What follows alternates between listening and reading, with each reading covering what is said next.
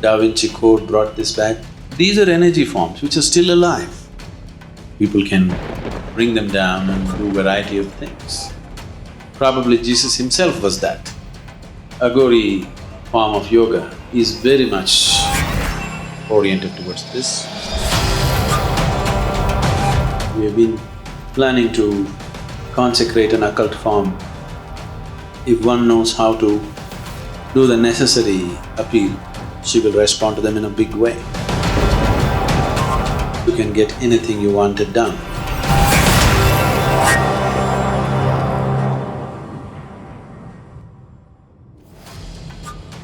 Namaskaram, Sadhguru. Is it okay to visit and spend time in occult temples in the Himalayas? And why are most occult temples related to goddesses? Occult temples are not really made for your normal kind of worship. Anyway, you need to understand the difference and distinction between worship and prayer. Maybe you just know prayer, asking for God, do this, do that. In the culture of Shiva, it's considered obscene to ask the Creator to do something as if he doesn't know what he should do. It's considered totally obscene to make any request to God, because if he doesn't know, what's the point asking him?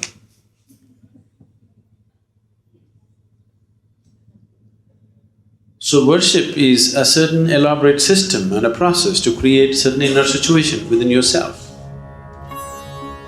Worship in India involves elaborate procedures which involve tremendous amount of mental application. It is a certain sadhana.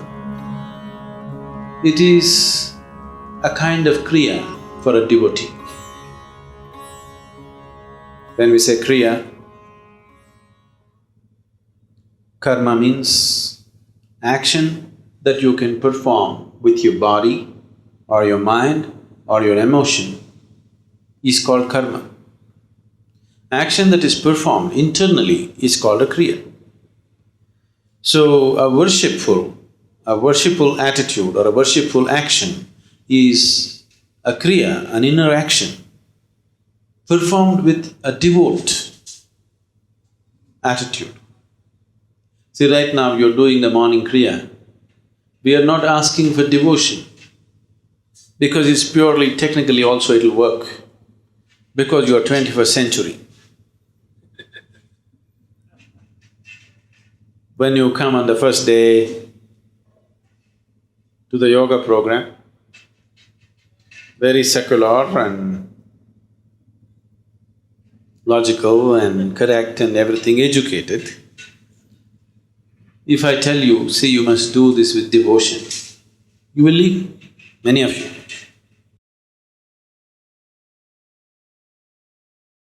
So, we created kriyas which does not need any particular attitude, just needs focus, that's all. Right now the kriyas that you're doing are of that kind, which does not really require any kind of devotion. Just do it right, it'll work. It's very technical.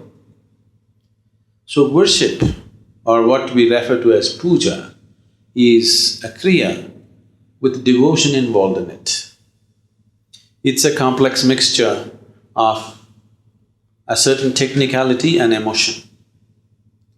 Emotion and technology is a dangerous mix unless it is handled very properly, isn't it? If you handle any technology with emotion, it's dangerous, isn't it so? Yes? Any technology, if you handle it emotionally, it can become dangerous. It is because of this, people who are handling technology, trying to free themselves of emotion, they became like dry sticks. They're afraid, they know this much that if emotion comes into handling technology, it can be a disaster. So, they do not know how to keep their emotions away at a certain time, so they destroy the emotion in them. They will become so barren and almost inhuman in so many ways. But puja is this dangerous combination, worship is this dangerous combination of technology and emotion. So when we talk about occult temples, prayer is meaningless because it's a technology. But without the right attitude, because it's a subjective technology, but not in the same context as we are referring to spirituality. Occult is not spirituality. Occult is just technology. Like today, you can pick up your cell phone right now here from Pippalkoti, you can talk to somebody in United States. This is technology. Occult is just like this. You can talk to somebody in United States without the cell phone. Little more technology. It will happen after some time as technology evolves. Now, from that Graham Bell's instrument, from that one, it's come to this. A day will come when all this is not necessary. Already, I have a Bluetooth mechanism where I don't have to dial. If I just say the person's name, it dials for me. If I say ashram, it'll go to the ashram number. A day will come when even this is not needed, sticking out here, a small implant here. Whoever I want to talk to anywhere in the world, it will happen. We know it will happen.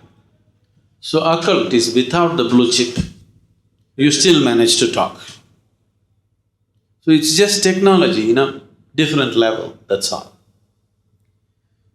So similarly, somebody sitting somewhere, if they press one button, they can blast you out of Pippalkoti with a missile.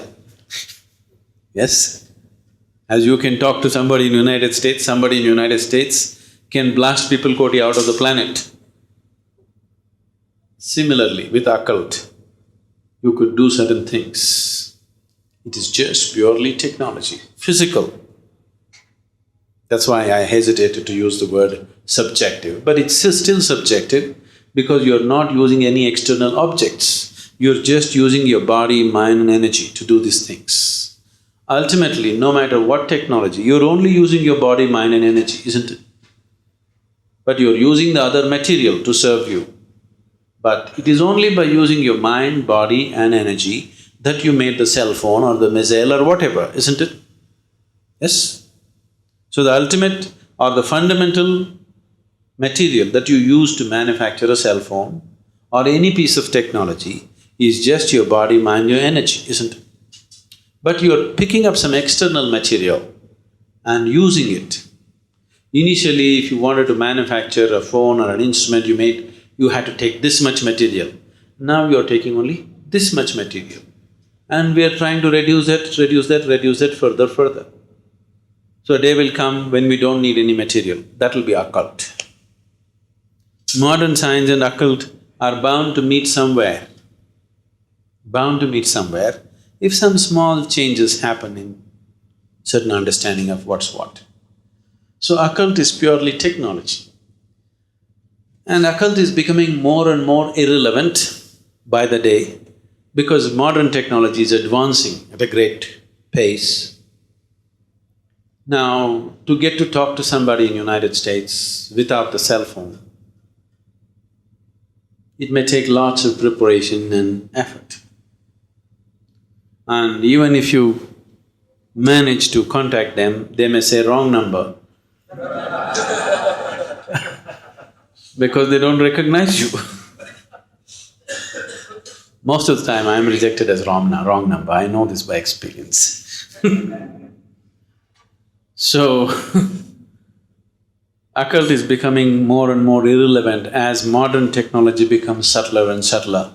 The need for occult will come down. This would be extremely important. If you were doing the Char Dham Yatra by foot and there was no cell phone, no nothing, and you're gone for 2 years from your family to make this trip, then occult would have been extremely important, isn't it? That you can just tell your family, I'm okay. I'm in people quoting.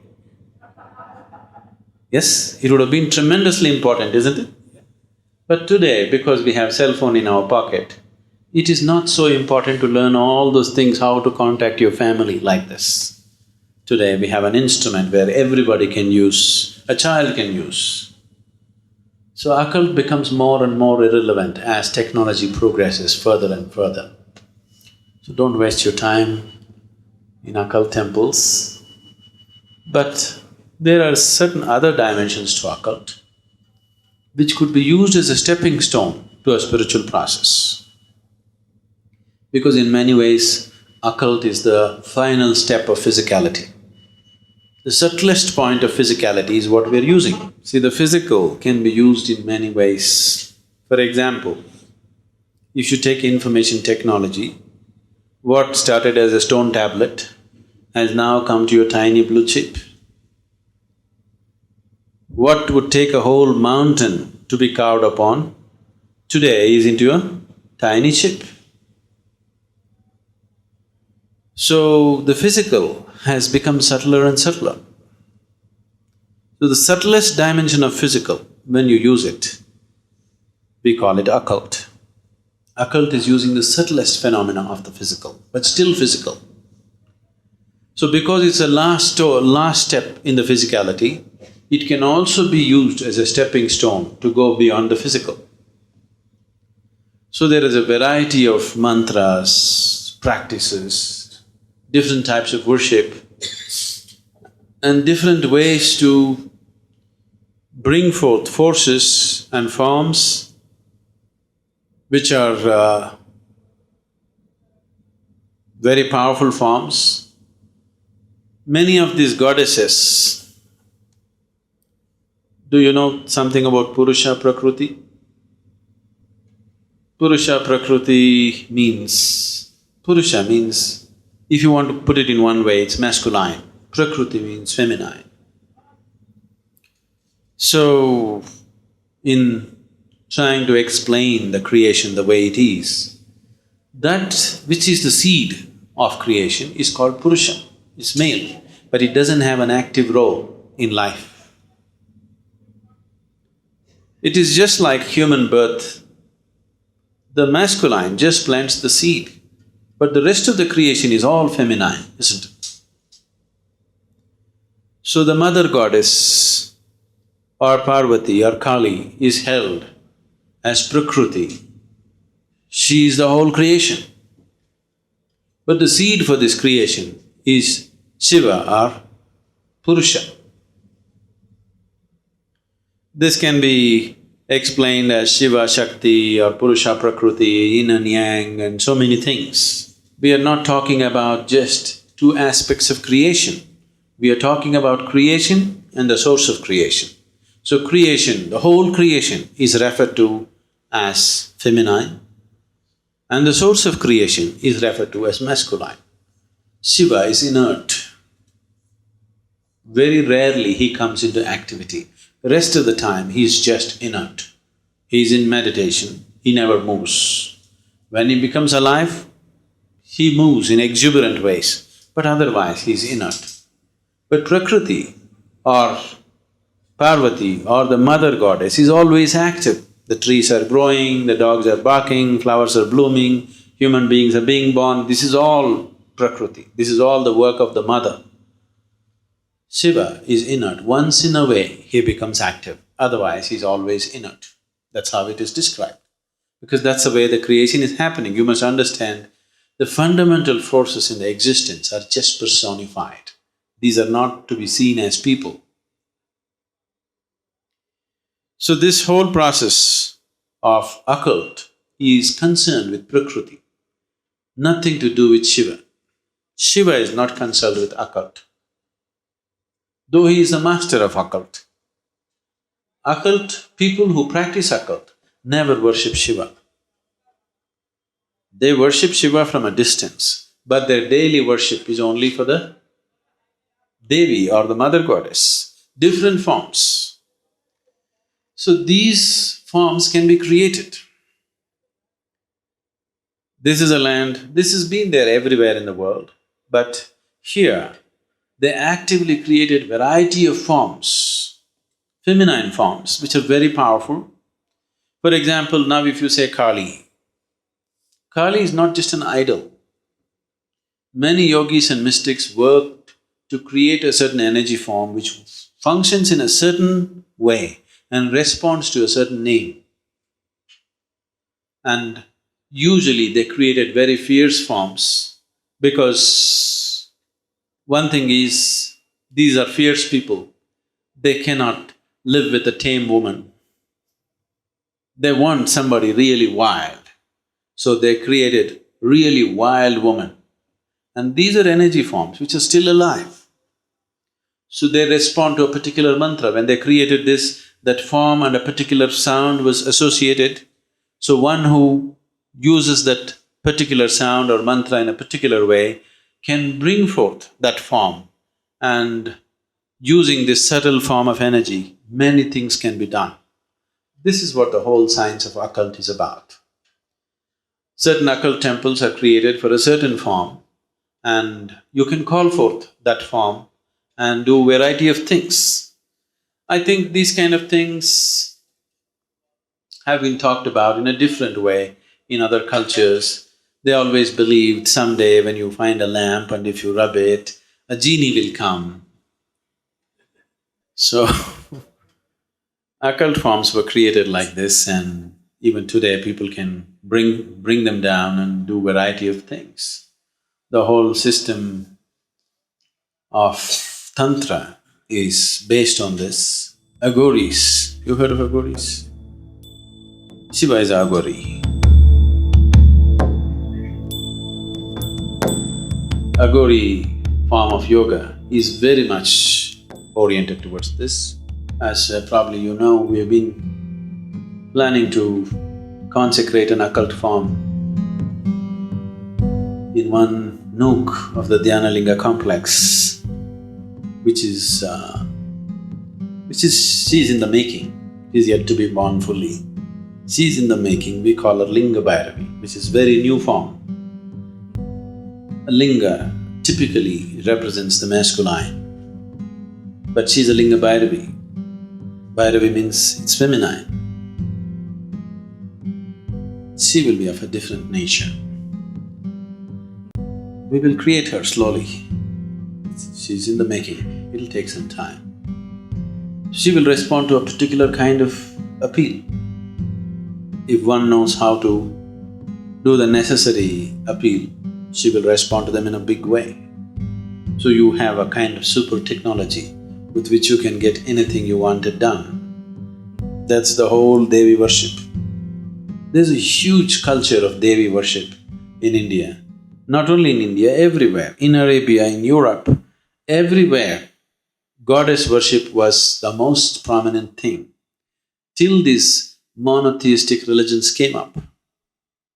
All the crusades and inquisitions were mainly against people who are goddess worshippers. Do you know? Are you aware of this? In Arabia, they went against all goddess worship and went about burning up all the temples, because in Arabia all the temples were wooden temples and they just burnt many temples, hundreds of temples. And in Europe they did the same thing. They just tried to completely, banish the feminine goddess from the planet. But in India she lived and she continues to live. Everywhere else, wherever the monotheistic religions dominated, they completely erased the feminine worship. One important thing or one crucial point they held against this Devi worship or goddess worship groups was, they said they're doing devil's work, because they were doing things that other people could not grasp or understand. They could do things that others would not have the means to do. That means they were into occult. Because they could perform occult, they were branded as devil worshippers and put to death, or their places of worship burnt. And Systematically, over centuries, they completely erased this. I think it's totally absent in Europe except among a few gypsy tribes which have kept it alive even today, who are nomads, who don't stay in one place because they were afraid of persecution. And I think recently that whole very misinformed and misinterpreted book called Da Vinci Code brought this back. It's very badly misunderstood by the writer, but he is touching upon the issue as such. This is about demolishing or banishing the feminine worship. This did not start with whatever this rose and Jesus and everything, it was even before that. Probably Jesus himself was that. But these monotheistic religions which got organized went about completely getting rid of that. But here in this culture, it's still a very strong culture. But even today, even here, it's become like this. People conduct the Devi worship in a little clandestine way, not very openly. Because of social… people have become educated, anything that doesn't appeal to their reason, they want to destroy. Because of this, most of the Devi temples conduct the core of their worship in a very clandestine way, not known to the outside world, just a small group of people. Everybody is never involved in this. Because unfortunately, society has become so male-dominated. When I say male-dominated, I don't mean man is dominating, that's not true. I mean, the male mind is dominating. Woman also has become a man today. That's the most unfortunate thing. Women think they are becoming free by becoming like men. This is the most horrible slavery, that a woman has to become like a man, isn't it? The logical mind, the masculine mind is dominating the world. Once the masculine mind dominates the world, anything that doesn't appeal to reason will be destroyed, which is happening worldwide. Here also it's happening, but you can't kill it totally because it's too deep-rooted. There are still some hardcore people like me. There are many among the, people who have still kept the feminine very alive in them. There are many of them. And they will keep it alive, but it can…